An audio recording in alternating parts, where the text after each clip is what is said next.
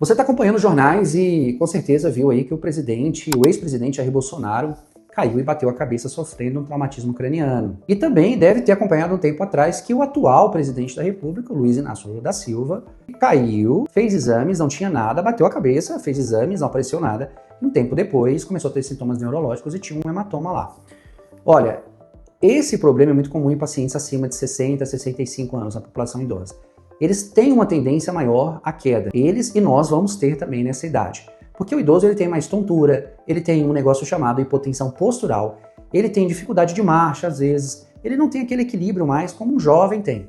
Então ele cai, ele bate a cabeça, às vezes não precisa nem cair, ele bate a cabeça no armário, na porta do carro quando vai sair, e um tempo depois começa a ter sintomas neurológicos. Por que demora esse tempo todo? Bom, pessoal, a gente envelhece. E há uma teoria de que as veias que ligam o cérebro no crânio, chamado veias pontes, elas ficam mais estiradas, porque o nosso cérebro ele diminui de tamanho quando a gente envelhece. À medida que nós vamos envelhecendo, o nosso cérebro ele diminui de tamanho. E isso é uma coisa normal, é comum a todos nós.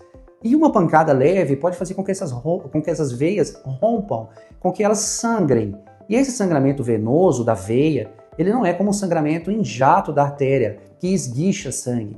Ele é um sangramento mais lento, que vai sangrando devagar e vai acumulando sangue. À medida que vai acumulando sangue entre o cérebro e o osso do crânio, num espaço que nós chamamos de subdural, esse coágulo vai aumentando e vai empurrando o cérebro para baixo, para o outro lado, a depender da localização em que está o coágulo. À medida que o cérebro vai sendo empurrado, o paciente começa a ter alguns sintomas. Então, você já deve ter ouvido falar disso, às vezes, na sua própria família, ou um vizinho, um amigo.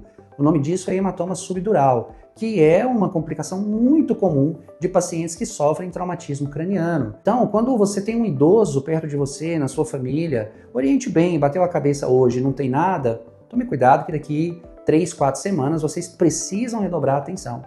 Porque o traumatismo craniano ele pode dar alterações no momento da pancada na cabeça, mas também ele pode trazer problemas a médio e curto prazo. Até mesmo quando se bate a cabeça muito forte, pacientes podem desenvolver dor de cabeça crônica, epilepsia depois de muito tempo por causa de traumatismos antigos, tontura crônica, problemas crônicos que vão se arrastando. Porque quando você bate a cabeça, o seu cérebro inteiro chacoalha. E é como se você arrancasse o computador da tomada e reiniciasse ele. O cérebro precisa ser, entre aspas, reiniciado. Ele chacoalha todo e precisa depois se adequar, voltar a funcionar, entre aspas, normalmente. E nesse período aí o paciente reclama muito de tontura, de mal-estar, e é uma coisa que precisa ficar de observação. Eu sou o Dr. Marcos Daniel Xavier, eu estou aqui para trazer conhecimento para você sobre neurocirurgia e descomplicar a neurocirurgia para você.